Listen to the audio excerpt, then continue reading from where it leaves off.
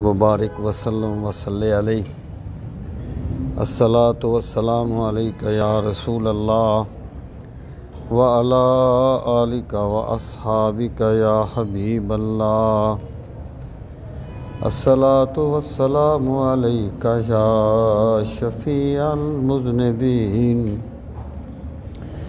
व अला आलिका व अस्हाबिका या रहमतल लिल आलमीन।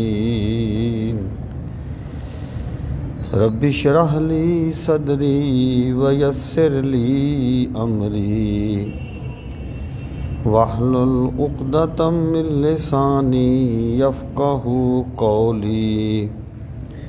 अल्लाहुम्मा अरिनल हक्का हक्कन वरज़ुक़ना इत्तिबाअ व अरिनल बातिला बातिलन वरज़ुक़ना इज्तिनाबा। अल्लाहुम्मा अरिनल अश्याअ कमा ही। ये 5वें पारे का पहला रुकू है। आज अल्हम्दुलिल्लाह 5वां पारा शुरू हो रहा है। औज़ु बिल्लाहि मिनश शैतानिर रजीम बिस्मिल्लाहिर रहमानिर रहीम। वल मुहसनातु मिनन निसाए इल्ला मा मलकत ऐमानुकुम। ये इससे जो पहली आया करीमा थी उसमें अल्लाह ताला ने मुहर्रमात का ज़िक्र फरमाया था कि वो औरतें जिनसे निकाह हराम है, मुहर्रमात नसब, मुहर्रमात रदाअत और इसी तरीके से मुहर्रमात सिहर, तीनों किस्म के मुहर्रमात का ज़िक्र किया गया था। अब ये उसी तसलसल में फरमाया कि ये भी तुम्हारे लिए हराम हैं। वो कौन है? वल मुहसनात। मुहसनात का जो लफ्ज़ है ये मुहसनतुन की जमा है और इसका मादा हिस्नुन है, हिस्नुन। और हिस्नुन कहते हैं किले को। मोहसन यानी वो जिसे किले में महफूज कर दिया गया हो। मोहसनातुन वो औरत जिसे किला में महफूज कर दिया गया हो। और मोहसनात जमा है वो औरतें, लफ्ज़ी माना वो औरतें जो किला में महफूज कर दी गई हों। इससे मुराद है वो औरतें जो पहले से किसी के निकाह में हों। यानी जो औरत किसी के निकाह में होती है गोया वो किला निकाह में महफूज हो जाती है। वल मुहसनात, और शादीशुदा औरतें भी तुम पर हराम हैं। यानी अगर एक औरत जो है वो किसी और मर्द के निकाह में है तो जब तक वो तलाक ना दे, इद्दत ना गुज़रे, उस वक़्त तक कोई दूसरा उससे निकाह नहीं कर सकता। अगर किसी ने एक शादीशुदा औरत से निकाह कर लिया तो उसने हराम का इर्तिकाब किया है। उसे पहले समझाया जाएगा, अगर वो ना मानेगा तो नस्से कती का मुनकिर होने की वजह से उस पर कुफ्र का फतवा लगेगा। वल मुहसनात, और निकाह वाली औरतें यानी जो ऑलरेडी किसी के निकाह में हों, मिनन निसा, औरतों में से। आगे इस्तिस्ना कर दिया, इल्ला मा मलकत ऐमानुकुम, इल्ला मगर मा जो कुछ मलकत मालिक बन गए, ऐमानुकुम तुम्हारे दाएं हाथ। मतलब क्या है कि जंग हुई है उसमें औरतों को लौंडी बना लिया गया। अब वो जो लौंडी बनी है वो ऑलरेडी दूसरे मुल्क में किसी के निकाह में है तो उसके निकाह का एतबार नहीं किया जाएगा। यानी लौंडी अगर पहले किसी के निकाह में हो उसके निकाह का एतबार नहीं किया जाएगा, اگر وہ حاملہ ہے تو وضع حمل کے بعد وہ کسی کے نکاح میں آ سکتی ہے، ورنہ وہ کسی بھی مرد کے لیے حلال ہوگی، اس پر وہ حکم نہیں لگے گا نکاح شدہ عورت ہونے کا۔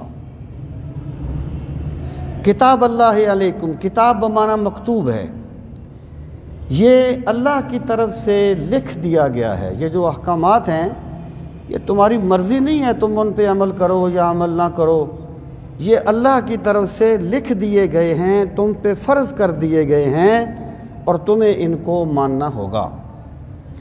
وَأُحِلَّ لَكُمْ، احلّ مجہول کا صیغہ ہے، اور حلال کر دیا گیا، لکم تمہارے لیے، ما جو کچھ، وراء علاوہ ہے، ذالکم اس کے، یعنی ان عورتوں کے علاوہ جن کا ذکر پچھلی آیت میں گزرا، حرمت علیکم امہاتکم اور والمحصنات من النساء، ان کے علاوہ تمام عورتیں تمہارے لیے حلال کر دی گئی ہیں۔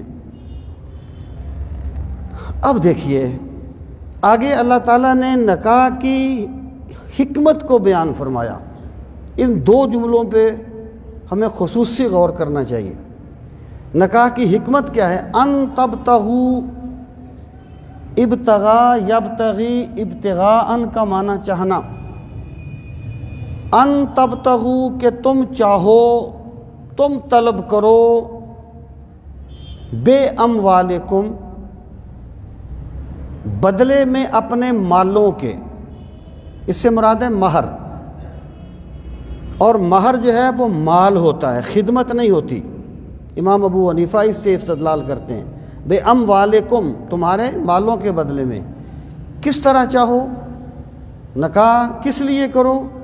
محسنین، یہ حال ہے، یعنی جیسے آپ یہ کہتے ہیں نا کہ آپ یہ کہنا چاہتے ہیں کہ زید ہنستا ہوا آیا، آپ کہیں گے جاء زید ضاحکن، یہ ہنستا ہوا اس کی حالت کو بیان کرتا ہے۔ یہ دونوں حال ہیں تبتغوا سے، کہ تم انہیں چاہو، تم نکاح کرو عورتوں سے، کس طرح؟ محسنین، انہیں محفوظ کرتے ہوئے، انہیں قلعہ نکاح میں محفوظ کرتے ہوئے، غیر مصافحین۔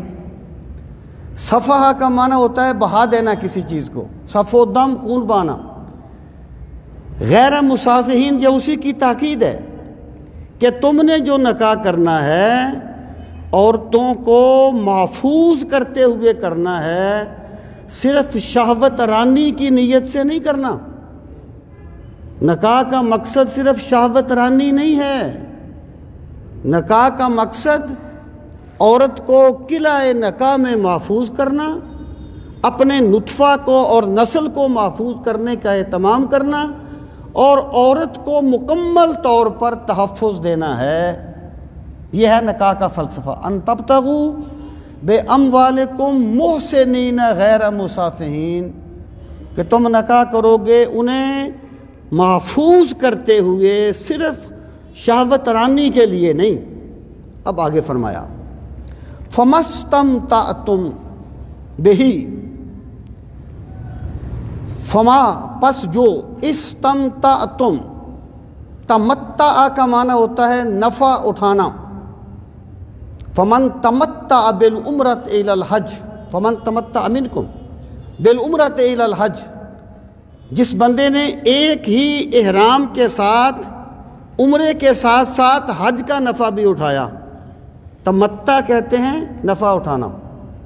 اس سے مراد یہ ہے فمستمتعتم، پس تم نے جس سے فائدہ اٹھایا، یعنی تم نے ایک عورت سے نکاح کر لیا اور اس سے نکاح کے فوائد حاصل کیے، نکاح کی جو لذت ہے وہ حاصل کی، بے ہی اس کے ساتھ، ہی کا مرجع ہے نکاح، نکاح کے ساتھ، منہن ان میں سے، فآتوہن پس، آتو امر کا صیغہ ہے، دے دو انہیں، اجورہن اجر ان کی جمع ہے، ان کے اجر، فریدہ فرض سمجھتے ہوئے، یہ تم پر لازم ہے، یعنی جس جب تم نے نکاح کر لیا محسنین غیر مصافحین کی شرط کے ساتھ، اس کے بغیر کوئی نکاح نہیں، محسنین غیر مصافحین، جب تم نے اس طرح نکاح کر لیا تو تم نے جو مہر مقرر کیا تھا وہ انہیں فرض کے طور پر ادا کر دو، اس کا ادا کرنا تم پر لازم ہے۔ اب آگے اچھا اب اس پہ غور فرمائیں، فَمَسْتَمْتَعْتُمْ، اس کا ترجمہ یہ کرنا کہ پس تم نے جن عورتوں سے نکاح متع کیا ہو انہیں ان کے اجر دے دو۔ یہ قرآن کریم کے صریح الفاظ کے مخالف ہے۔ پہلے ذرا اس پہ غور فرما لیں کہ نکاح متع تھا کیا، ہے کیا۔ زمانہ جاہلیت میں کئی قسم کے نکاح رائج تھے۔ حق یہ ہے کہ نکاح ایک ہی ہے جس میں میراث بھی چلتی ہے، طلاق اور خلا کے مسائل بھی چلتے ہیں، اور وہ عورت وارث بھی بنتی ہے، نکاح وہی ہے۔ باقی انہوں نے صرف اور صرف اپنی خواہشات کو جواز دینے کے لیے کچھ چیزوں کو نکاح کا نام دیا ہوا تھا، کہتے تھے یہ بھی نکاح ہے۔ ایک نکاح تھا نکاح استبداء، الف سین تے بے دواد الف عین، نکاح استبداء۔ اس کا مطلب یہ تھا کہ جب ایک عورت حیض سے پاک ہوتی تو اس کا خامد اسے کہتا کہ تم فلاں سردار کے ساتھ، فلاں بڑے بندے کے ساتھ ہم بستری کرو تاکہ اس بڑے بندے کی اولاد ہمارے گھر میں آئے۔ بے حیائی تھی لیکن ایک رواج تھا۔ اچھا جب وہ اس سے ہم بستری کر لیتی اور حمل ٹھہر جاتا تو پھر اس کا خامند بھی اس کے ساتھ مقاربت کر سکتا تھا۔ اس کو وہ کہتے تھے نکاح استبداء۔ اب آپ خود دیکھ لیں اس میں نکاح کیا ہے اور بے حیائی کیا ہے، لیکن بہرحال ان کا ایک طریقہ وہاں پر مروج تھا۔ ایک تھا نکاح بغایا۔ نکاح بغایا یہ تھا کہ 10 بندے اکٹھے ہو کر ایک عورت سے ہم بستر ہوتے، اور جب بچہ پیدا ہوتا تو وہ عورت کسی ایک کو کہہ دیتی کہ یہ تیرا بچہ ہے، اسے وہ قبول کرنا پڑتا۔ اس کو نکاح بغایا کہتے تھے، بغیت ان کی جمع ہے۔ ایک تھا نکاح جمع کہ 7-8 بندے اکٹھے ہوتے، ایک عورت سے مقاربت کرتے،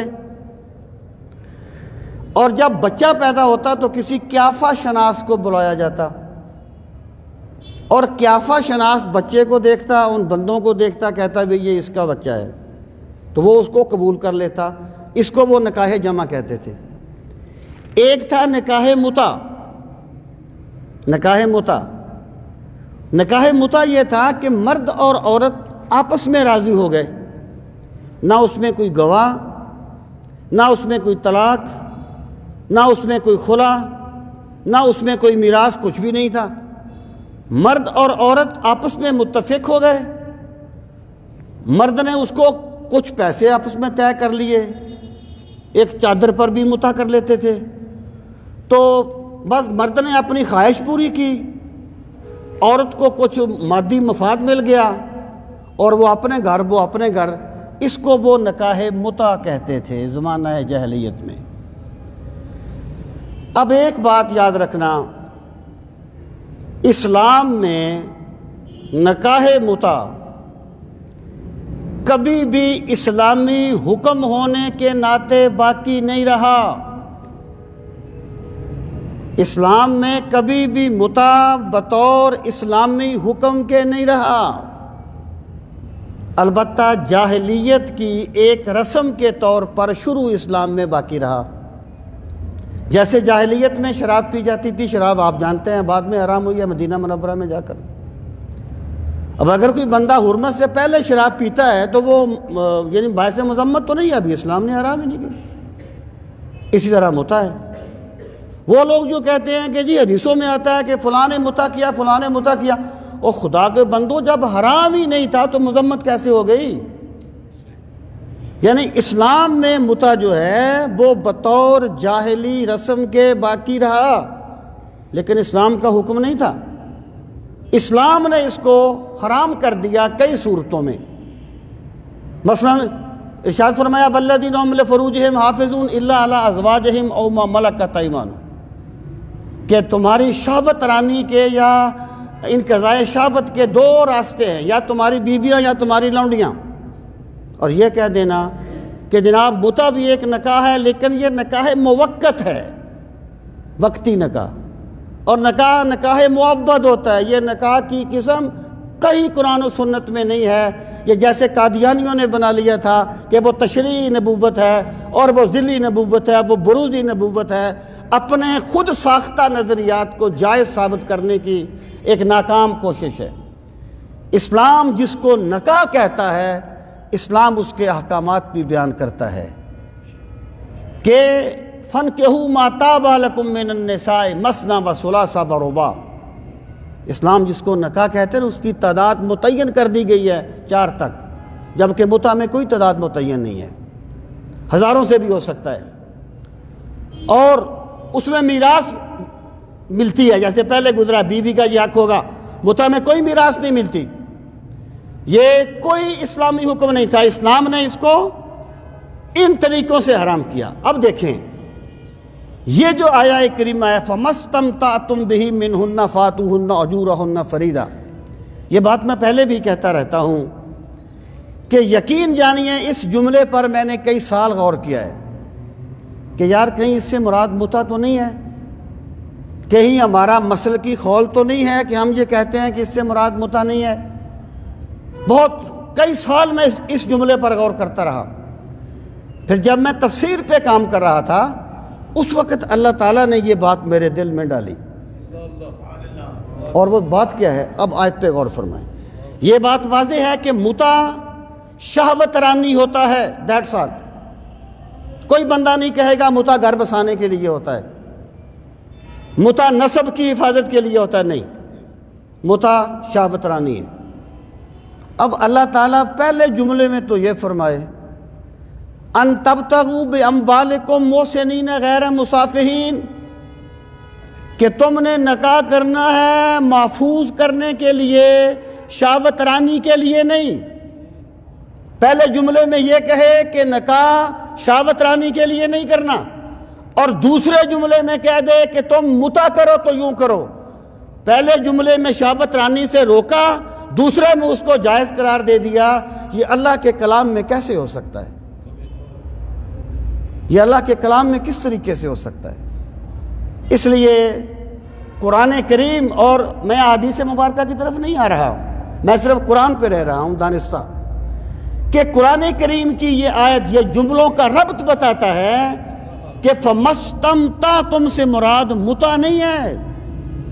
اور اسی طریقے سے آج کل جو اصطلاحیں گھڑی ہیں، نکاح مسیار، نکاح فلاں، سب شہوت رانی ہے، کوئی اسلام میں ان کی گنجائش نہیں ہے۔ اسلام صرف نکاح کا حکم دیتا ہے، محسنین غیر مصافحین۔ تو اللہ پاک نے فرمایا جن سے تم نے نکاح کے فوائد حاصل کر لیے ہوں انہیں ان کے مہر دے دیا کرو فرض سمجھتے ہوئے۔ وَلَا جُنَاحَ عَلَيْكُمْ فِيمَا تَرَاضَيْتُمْ بِهِ مِن بَعْدِ الْفَرِيضَةِ۔ اب کیا تھا؟ مہر تو مقرر ہوا تھا، فرض کریں 50,000 روپیہ۔ اب میاں بیوی اس پہ راضی ہو گئے کہ جی، بیوی نے کہا جی ٹھیک ہے میں تو 20,000 لوں گی، میں 20,000 بھی نہیں لیتی۔ تو اللہ پاک فرماتا ہے وَلَا جُنَاحَ عَلَيْكُمْ، اور تم پہ کوئی حرج نہیں ہے، فیما، اس میں جو تراضیتم، تم آپس میں راضی ہو گئے ہو، بہی، اس کے ساتھ، من بعد الفریضہ، فرض کے بعد، یعنی تم نے نکاح طے، وہ مہر طے کیا تم نے، اور پھر میاں بیوی آپس میں کم پر راضی ہو گئے، تو اللہ تعالیٰ کو اس پہ کوئی اعتراض نہیں ہے، تمہارا اپنا معاملہ ہے، تم اس طریقے سے کر سکتے ہو۔ ان اللہ کان علیما حکیما، بے شک اللہ تعالیٰ خوب جاننے والا اور پوری حکمت والا ہے۔ لوگ کہتے ہیں نہیں کیا کیا باتیں گھڑ لیں. بات یہ ہے کہ اگر صرف جواز تک بات ہوتی نا، جواز تک، چلو پھر بھی بات کچھ کم تھی، تو متع کے تو وہ فضائل بیان کر دیے گئے. اور اسے پتہ نہیں بس ایک بندہ غسل کرے تو قطرے، ایک پانی کے ہر قطرے سے اتنے فرشتے پیدا ہوتے ہیں جو اس کے لیے قیامت تک استغفار کرتے ہیں. اور من تمتع مرتن درجتہ کدرجۃ الحسین استغفر اللہ، کیا کیا اس کے فضائل بیان کر دیے گئے. میرے بھائی، اللہ رب العزت نے یہاں پر ارشاد فرمایا کہ وَلَا جُنَاحَ عَلَيْكُمْ فِيمَا تَرَادَيْتُمْ بِهِ مِن بَعْدِ الْفَرِيضَةِ، کہ اگر تم راضی ہو جاؤ آپس میں تو اللہ تعالیٰ کو اس پہ کوئی اعتراض نہیں ہے. کہتے ہیں دیکھو حضرت عمر نے متع کو حرام کر دیا، ورنہ کوئی بندہ بدکاری نہ کرتا. میں کہتا ہوں یار مجھے بتاؤ، اگر حضرت عمر نے متع کو حرام کر دیا ایک حلال چیز کو، تو گویا تم پورے صحابہ اور پوری اہل بیت پہ الزام لگا رہے ہو کہ دین کو بدل دیا گیا اور کوئی نہیں بولا. ایک میرے آشیاں کے 4 تنکوں کے لیے برق کی زد میں گلستان کا گلستان رکھ دیا. یعنی یہ کتنا بڑا ایک اسلام کی بنیادیں ہلانے کی کوشش ہے کہ یہ کہہ دیا گیا کہ جناب حضرت عمر نے یہ کر دیا. آج کوئی بندہ مجھے بتائیں اللہ کے کسی حکم کو بدلنا چاہے، ہمارا کیا مقابلہ ہے ان پاک باز لوگوں کے ساتھ؟ لیکن کوئی بندہ بھی پیچھے نہیں رہے گا. اور وہ تو صحابہ کا دور تھا جس دور کے بارے میں اللہ نے فرمایا کلم وعد اللہ الحسنہ، میرے نبی کے قدموں میں سارے بیٹھنے والے ایسے ہیں کہ میں ان کے جنتی ہونے کا اعلان کرتا ہوں. یہ کتنا بڑا تان ہے صحابہ کرام پر، کتنا بڑا تان ہے اہل بیت پر کہ دین کو بدل دیا گیا استغفر اللہ، اور وہ نہیں بولے. اور پھر یہ کہنا کہ جناب اگر وہ اس کو حرام نہ کرتے تو کوئی بندہ بدکاری نہ کرتا. میں نے کہا بڑا اچھا فلسفہ ہے کہ اگر اسلام میں نماز فرض نہ ہوتی تو کوئی بے نماز نہ ہوتا. اگر اسلام میں رشوت حرام نہ ہوتی تو کوئی بندہ رشوت خوری کا گناہ نہ کرتا. یار یہ کیا فلسفہ ہے، یہ کیا باتیں ہیں جو کی جا رہی ہیں. اللہ رب العزت نے ارشاد فرمایا، پھر یہ کہا جا سکتا تھا نا متع کو کیوں حرام کر دیا گیا؟ تو اللہ پاک نے فرمایا ان اللہ کان علیما حکیما، میرا ہر حکم کامل علم اور کامل حکمت پر مبنی ہوتا ہے. اب ارشاد فرمایا یہ دوسری دلیل ہے حرمت متع پر. وَمَن لَّمْ يَسْتَطِعْ مِنكُمْ طَوْلًا، ومن اور جو لم یستطع طاقت نہ رکھے منکم تم میں سے طولاً آزاد عورت سے نکاح کرنے کی. یعنی ہوتا کیا تھا کہ آزاد عورت سے نکاح کیا جائے تو اس کے اخراجات زیادہ تھے. یعنی آج کل جو ہمارے اخراجات ہیں یہ تو خیر اور ہی دنیا ہے نا جی. اس سادہ ماحول میں بھی آزاد عورت سے نکاح کرنے کے اخراجات زیادہ تھے، اور لونڈی سے نکاح کیا جاتا کسی کی لونڈی سے تو اس کے اخراجات کم تھے. اب اللہ پاک نے فرمایا وَمَن لَّمْ يَسْتَطِعْ، اور جو طاقت نہ رکھے منکم تم میں سے طولاً، کہ وہ آزاد عورت سے نکاح کرے. طولاً آزاد عورت کی ان ينكح المحصنات، کہ وہ نکاح کرے پاک دامن عورتوں سے. یعنی یہ جو محصنات کا لفظ ہے یہ 4 معنوں میں آیا ہے مختلف پس منظر میں. یہاں اس سے مراد شادی شدہ نہیں ہے، اس سے مراد ہے پاک دامن، حسن، یعنی اپنے آپ کی حفاظت کرنے والی عورت. المومنات، مومنوں سے، مومن عورتوں سے، یعنی جو آزاد پاک دامن مومنہ عورت سے نکاح کی طاقت نہ رکھے وہ کیا کرے؟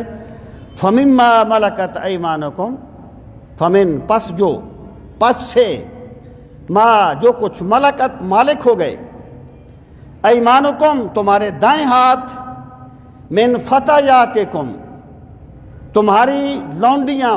ویسے فتیات سے مراد ہے جوان عورت تو شیزہ، تمہاری لونڈیاں، المومنات ایمان والی. مطلب یہ ہے جو مرد آزاد عورت سے نکاح کی طاقت نہ رکھے اسے چاہیے کہ وہ لونڈی مومنہ سے نکاح کر لے، کیونکہ اس کے اخراجات کم ہیں. اب مجھے بتائیے اگر متع کی بھی کوئی گنجائش ہوتی اسلام میں تو اللہ تعالیٰ یوں فرماتا کہ جو نکاح نہیں کر سکتا وہ متع کر لے، کیونکہ متع تو ایک چادر پر بھی ہو جاتا ہے، متع تو باہمی رضامندی سے ہو جاتا ہے۔ اللہ تعالیٰ نے متع کا ذکر نہیں کیا، بلکہ ذکر یہ کیا جو آزاد سے نکاح نہیں کر سکتا وہ لونڈی سے نکاح کر لے۔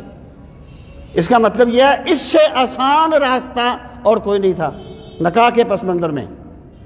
اور رسول کریم علیہ السلام نے فرمایا یا معاشر الشباب، اے نوجوان لوگو نکاح کیا کرو، کیونکہ یہ پاک دامنی ہے، نظروں کی حفاظت کرتا ہے، پاک دامنی ہے۔ اور جو نکاح نہ کر سکے وہ روزہ رکھے، فَإِنَّهَا وِجَاء، کیونکہ یہ تمہیں پاک دامن بنانے کا ذریعہ بنے گا۔ چلیں حدیث پاک تو ہماری کتابوں میں ہے، وہ لوگ نہیں مانتے، لیکن قرآن مجید میں تو آ جائے نا کہ اگر متع کی کوئی گنجائش ہوتی تو اللہ تعالیٰ آزاد کے بعد پھر متع کا ذکر کرتا، کیونکہ اس کے اخراجات لونڈی سے بھی کہیں کم ہوتے ہیں۔ تو اللہ نے فرمایا وہ اس سے نکاح، آگے فرمایا واللہ اعلم بایمانکم، اگر تم میں سے کسی نے لونڈی سے نکاح کر لیا تو وہ اسے لونڈی سمجھتے ہوئے حقارت کی نظر سے نہ دیکھے۔ اللہ کی بارگاہ میں قدر ایمان کی ہوتی ہے، آزاد یا لونڈی کی نہیں ہوتی، اور اللہ ہی بہتر جانتا ہے تمہارے ایمان کی حالت کو۔ نہ جانے کوئی لونڈی، کوئی غلام ایمان میں تم سے بہت آگے ہو، کوئی لونڈی آزاد عورت سے بہت آگے ہو، تو کسی کو حقارت کے ساتھ نہ دیکھنا، کیونکہ ایمان کی حالت کو اللہ بہتر جانتا ہے، اور اللہ کی بارگاہ میں فیصلے ایمان کی بنیاد پر ہوتے ہیں، مادیات کی بنیاد پر نہیں ہوتے۔ رسول کریم علیہ السلام نے فرمایا ان اللہ لا ينظر الى صورکم ولا الى اعمالکم ولکن ينظر الى قلوبکم ونیاتکم، اللہ تمہاری صورتوں کو نہیں دیکھتا، اللہ تمہارے مادی حسن و جمال کو نہیں دیکھتا، اللہ تمہارے بڑے بڑے کاموں کو نہیں دیکھتا، اللہ تو تمہاری نیتوں کو دیکھتا ہے، اللہ تو تمہارے اخلاص کو دیکھتا ہے۔ اگر اخلاص پایا جاتا ہے تو اللہ چھوٹے کام کو اپنے کرم سے بڑا کر دیتا ہے، اگر اخلاص نہیں ہوتا تو بڑے بڑے پہاڑوں جتنے کام بھی راکھ کا ڈھیر بن کے اڑا دیے جاتے ہیں۔ میرے رب کی بارگاہ میں نیتوں کو دیکھا جاتا ہے۔ واللہ اعلم بایمانکم، اللہ تمہارے ایمانوں کو خوب جاننے والا ہے، سب سے بہتر جاننے والا ہے۔ پھر فرمایا بعدکم من بعض، جو آج لونڈی بن گئی نا وہ کوئی آدم کے علاوہ کسی اور کی اولاد نہیں ہے۔ بعدکم، تم میں سے بعض، من بعد، بعض میں سے ہیں، یعنی سارے انسان ایک ہی آدم کی اولاد ہیں۔ یہ تو کوئی زمانہ ایسا اس کے ساتھ کوئی معاملہ ہو گیا کہ اس کو غلام بنا لیا گیا، ورنہ تمام انسان آدم کی اولاد ہیں، اور اللہ نے ہر انسان کو آزاد ہی جنا ہے، اللہ نے ہر انسان کو آزاد ہی پیدا کیا ہے۔ اب ارشاد فرمایا ان سے نکاح کیسے کرو، لونڈیوں سے نکاح کیسے کرو؟ فَانْكِحُوهُنَّ، پس تم نکاح کر لیا کرو ان سے، بِإِذْنِ أَهْلِهِنَّ، اس کے گھر والوں کے اذن سے، لونڈی وہ کسی اور کی ہے، اس کے مالک کے اذن سے اس سے نکاح کرو۔ وَآتُوهُنَّ، اور دو انہیں، أُجُورَهُنَّ، ان کے اجر یعنی ان کے مہر، بالمعروف، معروف طریقے سے۔ یہ معروف کی اصطلاح قرآن کریم میں یہ پہلے بھی گزری ہے۔ معروف سے مراد یہ ہے کہ نکاح کرو اور مہر اتنا کم نہ رکھو کہ تمہیں دوسروں کو بتاتے ہوئے شرم آئے، اتنا مہر رکھو کہ تم دوسروں کو، اپنے جیسے سرداروں کو بتا سکو کہ میں نے اتنا مہر دیا ہے، بڑے فن خان بن جاؤ اور مہر بتاتے ہوئے شرم آئے تمہیں، اس کا مطلب یہ ہے تم نے معروف کا معاملہ نہیں کیا۔ ان کے مہر دو معروف طریقے سے، عرف کے مطابق جتنے دیے جاتے ہیں۔ اور نکاح کس طرح، انہیں کس طرح نکاح میں لاؤ؟ محصنات، یہ حال ہے، اس حالت میں کہ وہ پاک دامن بننا چاہتی ہوں، قلعہ نکاح میں محفوظ ہونا چاہتی ہوں، غیر مصافحات، وہ صرف شہوت رانی نہ کرنا چاہتی ہوں۔ ولا متخذات اخدان، اتخذہ کا معنی بنانا، اخدان کا معنی ہوتا ہے خفیہ آشنا بنانا، اور وہ خفیہ یارانے نہ بنانا چاہتی ہوں۔ نکاح جو ہے علل اعلان طریقے سے کیا جائے، اور وہ بھی نکاح کریں اس نیت کے ساتھ کہ میں نے گھر بسانا ہے، کوئی اور مقصد نہ ہو، گھر بسانے کے لیے اس سے وہ نکاح کریں۔ آگے ارشاد فرمایا فَإِذَا أُحْسِنَّ، پس جب وہ محفوظ کر لی جائیں، یہ مجہول کا صیغہ ہو گیا، یعنی وہ کسی کے نکاح میں آ جائیں۔ فَإِنْ أَتَيْنَ بِفَاحِشَةٍ، عطایاتی کا معنی ویسے ہوتا ہے آنا، اس کے بعد بے آ جائے تو متعدی بن جاتا ہے لانا۔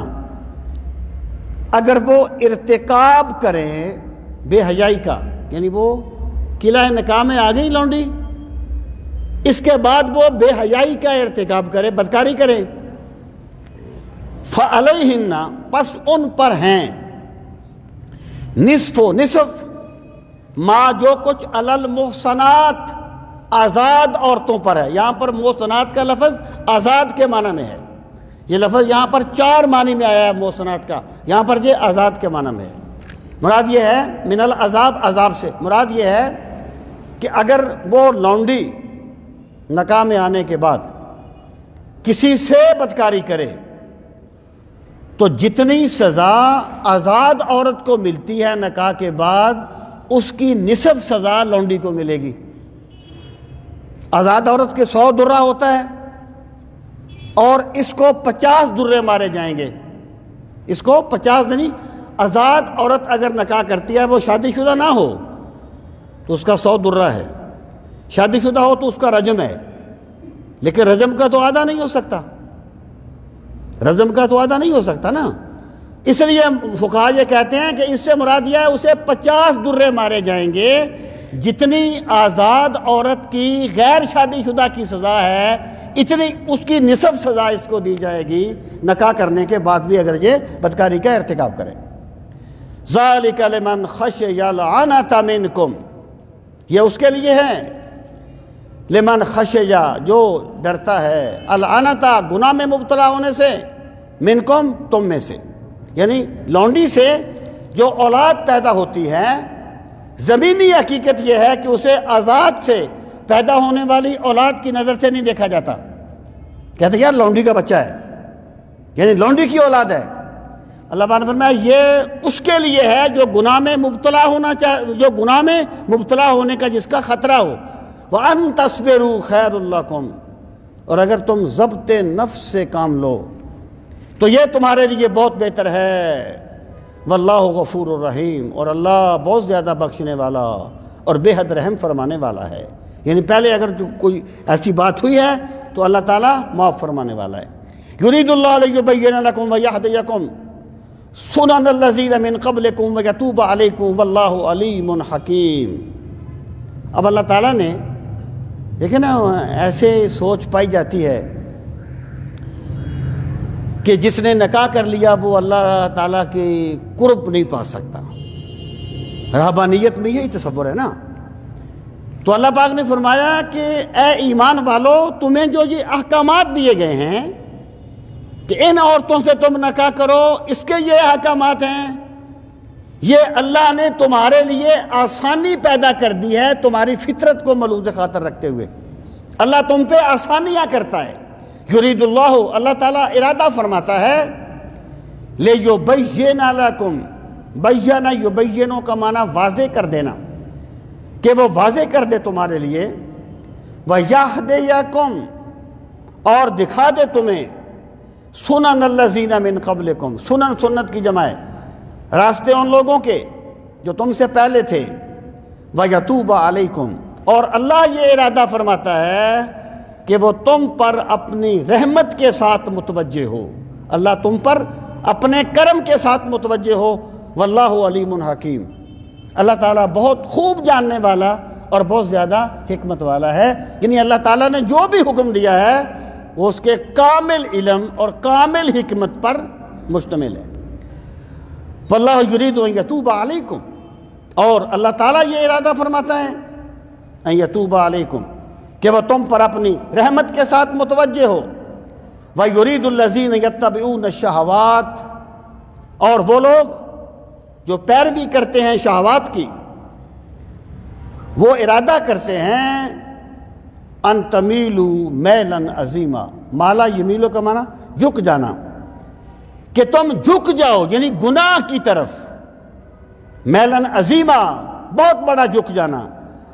اللہ تمہاری فطرت کے مطابق حکم دے کے تمہیں راہ راست پہ رکھنا چاہتا ہے، اور خواہشات کے پیروکار تمہیں اس سے ہٹانا چاہتے ہیں اور تمہیں گناہ میں مبتلا کرنا چاہتے ہیں۔ یرید اللہ ان یخفف عنکم، اللہ ارادہ فرماتا ہے کہ تم پر تخفیف کرے، تم پر نرمی کرے۔ یعنی عبادت کا مدعا انسان کو مشقت میں ڈالنا نہیں ہوتا۔ عبادت کا مدعا، ایک تو آپ یہ چیز یاد رکھیں کہ طریقہ ہے عبادت، اللہ تعالیٰ نے وہ راستہ بنا دیا ہے جو تعمیر شخصیت کا راستہ ہے۔ جیسے اللہ نے دیکھنے کے لیے آنکھیں بنا دی، سننے کے لیے کان بنا دیے، ایسے اللہ نے نظام عبادات دے دیا انسان کو سنوارنے کے لیے، یہ اللہ کا ضابطہ ہے، اور اس میں اللہ تعالیٰ بندے پر بیجا سختی نہیں کرتا، اللہ تعالیٰ اپنے بندوں پر نرمی فرماتا ہے۔ عبادت کا مقصد بندے کو مشقت میں ڈالنا نہیں ہے، عبادت اللہ تعالیٰ کے حکم ماننے کا نام ہے۔ وہ اگر فرمائے کہ یہ کام کرو تو کرنا عبادت ہے، وہ فرمائے یہ کام نہ کرو تو نہ کرنا عبادت ہے، اللہ تم پہ نرمی چاہتا ہے۔ آگے فرمایا وَخُلِقَ الْإِنسَانُ ضَعِيفًا، اور انسان پیدا ہی کیا گیا ہے کمزوری کی حالت میں، یعنی جو انسانی جبلت میں کمزوریاں رکھی گئی ہیں، انسانی جبلت میں عام انسانوں کی بات ہے، اللہ تعالیٰ نے ان کو ملوذ خاطر رکھ کے تمہیں یہ احکامات دیے ہیں۔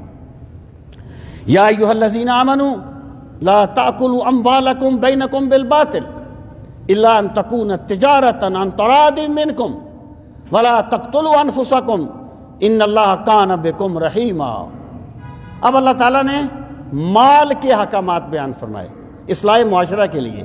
ارشاد فرمایا یا ایھا الذین آمنوا، اے وہ لوگوں جو ایمان لائے، لا تاکلوا اموالکم، نہ کھاؤ اپنے مال، بینکم اپنے درمیان، بالباطل ناجائز طریقے سے۔ یہ جو باطل کا لفظ ہے یہ بہت جامع لفظ ہے، یعنی اس میں ہر وہ طریقہ شامل ہے جس میں کسی پہ زیادتی کی جائے، کسی کی مجبوری سے فائدہ اٹھایا جائے، کسی کی ناواقفیت سے فائدہ اٹھایا جائے، ہر چیز اس میں شامل ہے۔ اے ایمان والو، آپس میں ایک دوسرے کے مال باطل طریقے سے نہ کھاؤ۔ ایک دوسرے کے مال کیسے لو؟ الا ان تکون تجارتا عن تراض منکم، الا مگر ان تکون کہ ہو، تجارتا تجارت، عن تراض یہ باب تفاعل ہے، باہمی رضامندی کے ساتھ، منکم تم میں سے، یعنی تم ایک دوسرے کے مال لے سکتے ہو باہمی رضامندی کی تجارت کے ساتھ۔ یہاں تجارت سے مراد صرف تجارت نہیں ہے جو ایک تاجر کرتا ہے، بلکہ خدمت کے عوض میں معاوضہ ملتا ہے، یہ بھی تجارت ہے۔ شرط کیا رکھی؟ ان تراض منکم، باہمی رضامندی۔ دیکھیں رسول کریم صلی اللہ تعالیٰ علیہ وآلہ وسلم نے نہا رسول اللہ صلی اللہ علیہ وسلم عن بیع المستر، سرکار نے بیع مستر سے منع فرمایا۔ بیع مستر کیا ہے؟ ایک بندہ مجبور ہے، کوئی بندہ اس کی مجبوری سے فائدہ اٹھاتا ہے، یعنی ایک بندہ بیمار ہے، اس کے بعد دوائی کے لیے پیسے نہیں ہیں، اس نے آپریشن کروانا ہے، وہ چاہتا ہے میں اپنے گھر کی کوئی چیز بیچ دوں، چیز تو 50,000 کی ہے، خریدنے والا جانتا ہے اس نے تو بیچنی ہے نا، کہتا ہے یار میں 20,000 دوں گا، وہ 20,000 میں دے دیتا ہے۔ وہ لینے والا یہ نہ کہے کہ میں نے تجارت کی ہے، اس نے اس کی مجبوری سے فائدہ اٹھایا ہے، اس کو بیع مضطر کہا جاتا ہے۔ وہ جس نے اس کا مال خریدا ہے اس نے ظلم کیا ہے اس پر، اور ایک دن اسے اللہ کی بارگاہ میں اس کا جواب دینا ہوگا۔ سرکار نے فرمایا کسی کی مجبوری سے فائدہ نہ اٹھاؤ۔ جب پاکستان بن رہا تھا، امرتسر کے اسٹیشن پر ایک بندہ پانی بیچ رہا تھا، ایک بندے کا بچہ بھوکا تھا، پیاسا تھا، وہ پیاس سے مر رہا تھا، اس نے کہا میں پانی کا گلاس 500 روپے میں دوں گا، جس کی جیب میں ہو نا اور بچہ مر رہا ہو وہ خرید لیتا ہے۔ اس نے 500 کا پانی کا گلاس بیچا تھا، وہ یہ نہ کہے کہ یہ جناب ہم نے باہمی رضامندی سے کیا ہے، اس نے اس کی مجبوری سے فائدہ اٹھایا ہے۔ اور بندہ مت بھولے کہ اگر کوئی بندہ تیرے سامنے مجبور ہو گیا ہے، ایک ذات ہے جس کے سامنے تو بھی مجبور ہے، اس کو بھی تو نے جواب دینا ہے۔ تو انترادم منکم، تجارت کرو باہمی رضامندی سے۔ یہ بہت سی کتاب البیوع میں ایسی بہت سی صورتیں بیان کی گئی ہیں۔ سرکار نے فرمایا قافلوں کو آگے جا کے نہ ملا کرو، یعنی وہ دیہاتی لوگ آتے ہیں نا کوئی چیز بیچنے کے لیے، تو تاجر جو تھے وہ آگے جا کے ان سے ملتے، وہ کہتے جی بس وہ بڑے مندی حالت ہے آج کل، تو کوئی کاروبار نہیں ہے، کوئی چیزوں کی بکری نہیں ہو رہی، چلو تم ہمارے پرانے تعلقات ہیں، ہم آپ سے خرید لیتے ہیں، سستے داموں ان سے خرید لیتے ہیں۔ سرکار نے فرمایا آگے جا کے ان سے مت ملا کرو، وہ خود مارکیٹ میں آئے اور صورتحال کو دیکھیں، تو بندے کا ضمیر بڑے فیصلے کر دیتا ہے۔ جس کاروبار میں ابہام ہو، کسی کی مجبوری سے فائدہ اٹھایا گیا ہو، کسی کو دھوکہ دیا گیا ہو، اور کسی کی ناواقفیت سے فائدہ اٹھایا گیا ہو، یہ تمام کی تمام صورتیں باطل میں شامل ہیں۔ اللہ پاک نے فرمایا خرید و فروخت تجارت کرو انترادم منکم، باہمی رضامندی سے، ولا تقتلوا انفسکم، اور اپنے آپ کو قتل نہ کیا کرو۔ ایک تو اس کا مطلب ہے نا خودکشی، وہ تو ایک الگ بات ہے۔ دوسرا اس کا مطلب یہ ہے، آپ یا تو ہم یوں بھی کہہ سکتے ہیں کہ پہلے مالی حکم کو بیان فرمایا، اب جانی حکم کو بیان فرمایا۔ وَلَا تَقْتُلُوا أَنفُسَكُمْ، اپنے آپ کو قتل نہ کیا کرو، یعنی اس کا مطلب یہ ہے کہ تم نے جس کو بھی قتل کیا وہ بھی تو تمہارا مسلمان بھائی ہے نا، جب وہ بھی تو آدم کی اولاد ہے نا، تو گویا تم نے اپنے آپ کو قتل کیا۔ یا اس کا مطلب یہ ہے جب تم کسی کو قتل کرو گے تو تم اپنے قتل کا دروازہ کھولو گے۔ کسی کو قتل کرنے والا دراصل اپنے آپ کو قتل کرنے والا ہوتا ہے۔ تو یہ تمام چیزیں اس میں بیان کر دی گئیں۔ وَلَا تَقْتُلُوا أَنفُسَكُمْ إِنَّ اللَّهَ كَانَ بِكُمْ رَحِيمًا، بے شک اللہ تعالیٰ تمہارے ساتھ بڑا رحم فرمانے والا ہے۔ وَمَن يَفْعَلْ ذَلِكَ عُدْوَانًا، اور جو بندہ اس طرح کرے گا عدواناً، زیادتی کرتے ہوئے، وَظُلْمًا، اور ظلم کرتے ہوئے، فَسَوْفَ نُصْلِيهِ نَارًا، پس یقیناً ہم اسے آگ میں داخل کر دیں گے، ہم اسے دوزخ میں جھونک دیں گے۔ وَكَانَ ذَلِكَ عَلَى اللَّهِ يَسِيرًا، اور بادشاہوں کو دوزخ میں ڈال دینا اللہ پہ بڑا آسان ہے، اللہ کے لیے کوئی مشکل نہیں ہے۔ وَكَانَ، اور ہے، ذَلِكَ یہ چیز، عَلَى اللَّهِ يَسِيرًا، اللہ تعالیٰ پر بہت آسان۔ ان تجتنبوا کبائر ما تنہون عنہ، ان تجتنبوا، اگر تم بچو، کبائر، کبیرہ گناہوں سے، بڑے بڑے گناہوں سے، ما تنہون عنہ، جس سے تمہیں منع کیا گیا ہے، نکفر، ہم ڈھانپ دیں گے، عنکم، تم سے، سیئاتکم، تمہاری برائیاں، وندخلکم، اور ہم تمہیں داخل کریں گے، مدخلا کریما، ایسی جگہ پر جو بڑی عزت والی جگہ ہے، بڑے مرتبے والی جگہ ہے۔ اب دیکھیں، پہلی بات یہ ہے گناہ کبیرہ کیا ہے، اس کی بہت سی تعریفات کی گئی۔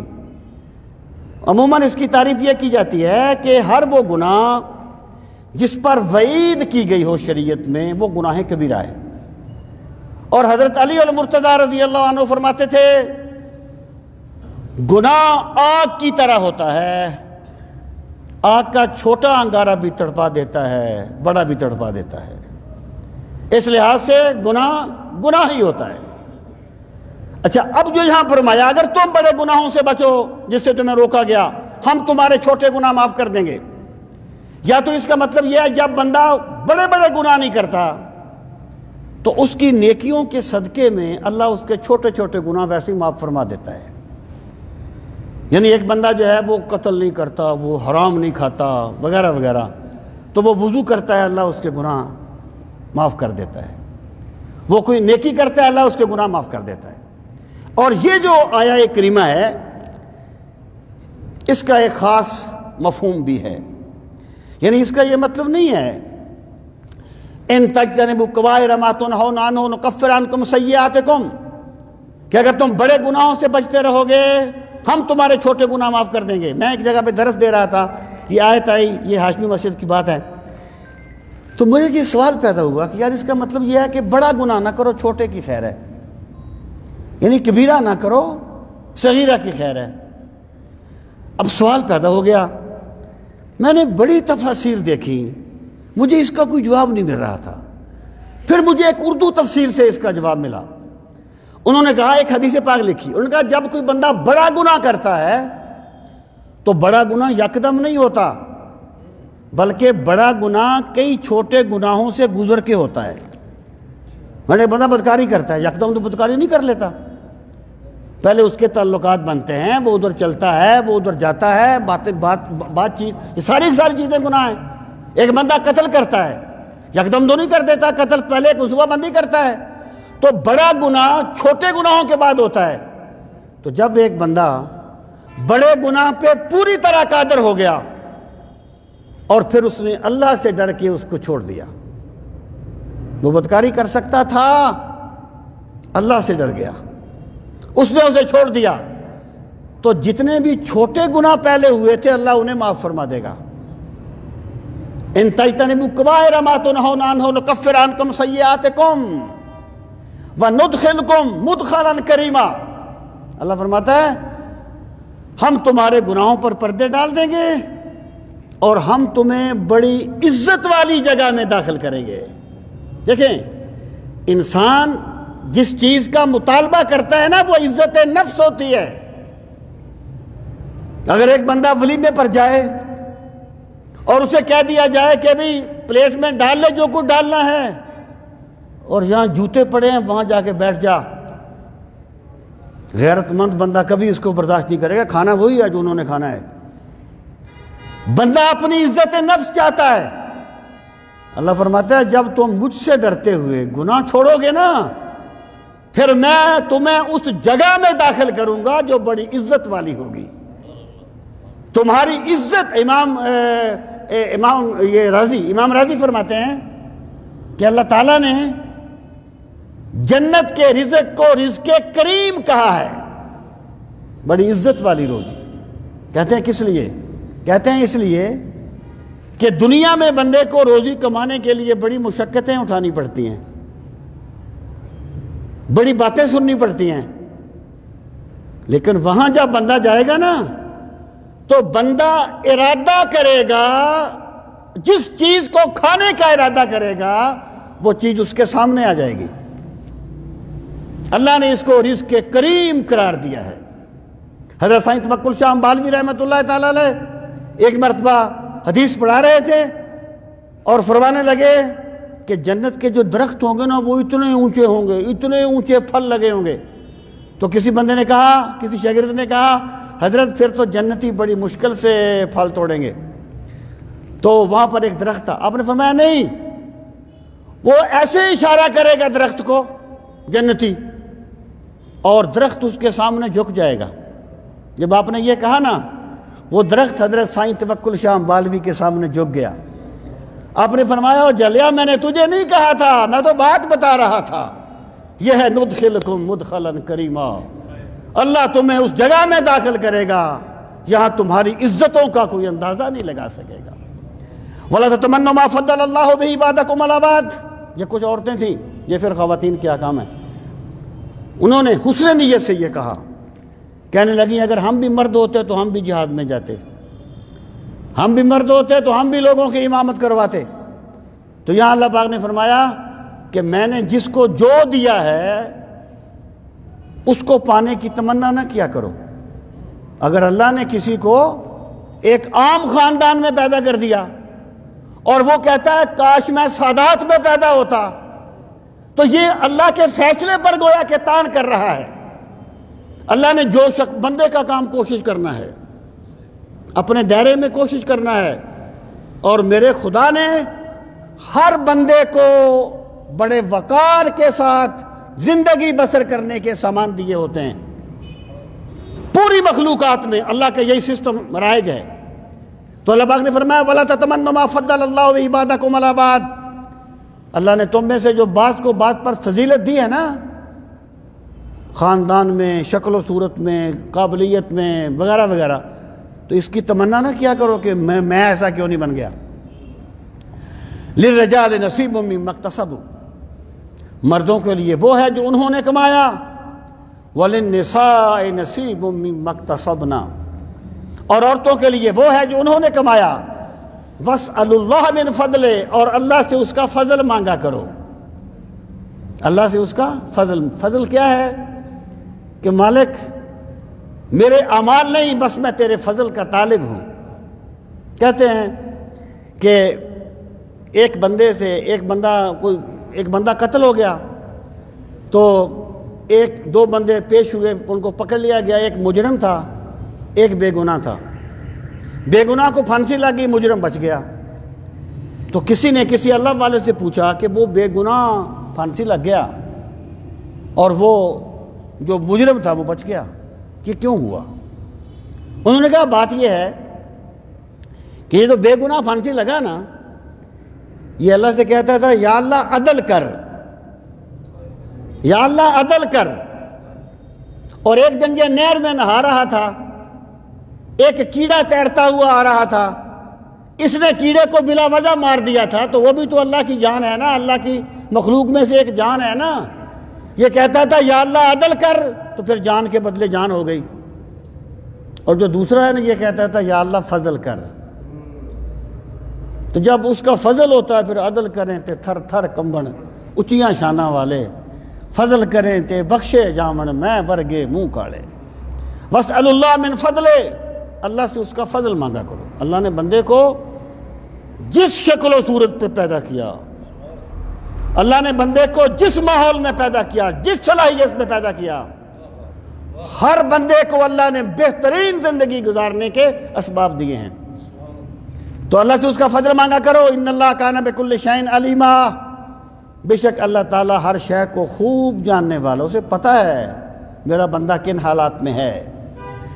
وَلِكُلٍّ جَعَلْنَا مَوَالِيَ، اور ہم نے بنا دیا ہر ایک کے موالی، یہ ولا سے نکلا ہے، اور یہاں پر اس سے مراد ہے مورث، یعنی وارث بننے والے۔ پہلے یہ تھا کہ ایک بندہ جو تھا وہ کسی کو اپنا دوست بنا لیتا اور وہ کہتا ہے جی بس میں مر جاؤں گا تو میرا ورثہ تمہیں ہی ملے گا۔ تو اللہ تعالیٰ نے جب یہ میراث کیا، احکام نافذ کیے، تو اس چیز کو ختم کر دیا۔ یہ آیت اس پس منظر میں ہے وَلِكُلٍّ جَعَلْنَا مَوَالِيَ مِمَّا تَرَكَ الْوَالِدَانِ وَالْأَقْرَبُونَ، اور ہر ایک کے ہم نے وارث بنا دیے اس میں سے جو اس کے والدین نے چھوڑا اور قرابت داروں نے چھوڑا۔ وَالَّذِينَ عَقَدَتْ أَيْمَانُكُمْ فَآتُوهُمْ نَصِيبَهُمْ، اور وہ لوگ عقدت پختہ ہو گئے، ایمانکم تمہاری قسمیں، یعنی جن کے ساتھ تم نے عہد و پیمان کیے ہیں اپنے دوستوں کے ساتھ، فآتوہم نصیبہم، تو انہیں دے دیا کرو ان کا حصہ۔ یہ جو میں نے عرض کیا تھا کہ میرا جو وصیت ہے یہ 1/3 میں نافذ ہوتی ہے، تو اگر کسی سے ایسا وعدہ کیا ہے تو اس کو جتنا اس کا حق بنتا ہے اسلامی تعلیمات کے مطابق وہ اس کو دے دو۔ ان اللہ کان علی کل شیء شہیدا، بے شک اللہ تمہارے کاموں کو خوب دیکھ رہا ہے کہ تم کیا کر رہے ہو۔ اللہ تعالی ہم سب کو دین کا فہم صحیح نصیب فرمائے۔ وما علینا الا البلاغ المبین۔ الحمدللہ رب العالمین والعاقبۃ للمتقین، الصلاۃ والسلام علی سید المرسلین وعلی آلہ واصحابہ اجمعین، ربنا آتنا فی الدنیا حسنۃ وفی الآخرۃ حسنۃ وقنا عذاب النار ربنا وآتنا ما وعدتنا علی رسلک ولا تخزنا یوم القیامہ انک لا تخلف المیعاد۔ یا ارحم الراحمین، ہم سب کی حاضری اپنی بارگاہ عالی میں قبول و منظور فرما۔ پروردگار عالم ہمیں نعمت قرآن کی قدر کرنے والا بنا دے۔ پروردگار عالم ہمیں قرآن کریم کی تلاوت کا ذوق نصیب فرما۔ میرے مولا فہم قرآنی کے لیے ہمارے سینوں کو کشادہ فرما۔ پروردگار عالم ہمیں قرآنی تعلیمات کے مطابق زندگی بسر کرنے والا بنا دے۔ ہمیں قرآن مجید کو اپنا امام اور مقتدا بنانے کی سعادت نصیب فرما۔ پروردگار عالم قرآن مجید کی بے پناہ برکتوں کا واسطہ تمام دکھیوں کے دکھ دور فرما، تمام پریشان حالوں کی پریشانیاں دور فرما، تمام بیماروں کو شفائے کاملہ و عاجلہ نصیب فرما۔ جمی مومنین مومنات جس جہان سے چلے گئے، حاضرین مجلس کے جتنے بھی عزیز و اقارب اس دنیا سے چلے گئے، اس مسجد کو آباد کرنے والے تیرے جتنے بھی بندے اس جہان سے چلے گئے، میرے مالک سب کے درجات کو بلند فرما، سب کے ساتھ اپنے کرم کا معاملہ فرما، اپنی رحمتوں کا سلوک فرما۔ میرے مالک جو تیرے بندے تیری پاک کتاب کو سمجھنے کے لیے وقت دیتے ہیں، ان کی حاضری کو شرف قبولیت عطا فرما۔ میرے مالک ان کے وقت میں برکتیں عطا فرما، جان مال میں برکتیں عطا فرما، رزق میں برکتیں عطا فرما۔ میرے مالک سب کو دونوں جہانوں کی عزتیں نصیب فرما۔ وصلی اللہ تعالی علی خیر خلقہ و نور عرشہ و زینت فرشہ محمد وعلی آلہ و اصحابہ اجمعین آمین برحمتک یا ارحم الراحمین۔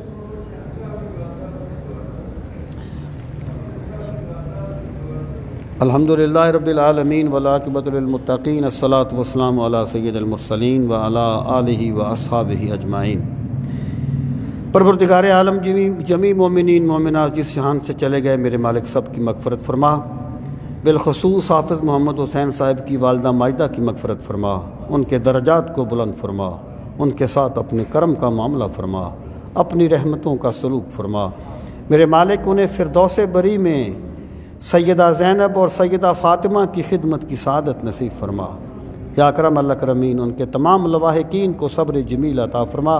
وصلی اللہ تعالی علی خیر خلقہ محمد وعلی آلہ و اصحابہ اجمعین آمین برحمتک یا۔ جزاکم اللہ واحسن الجزاء، اپنے وقت دیا، اللہ تعالیٰ آپ کو بہترین جزا عطا فرمائے۔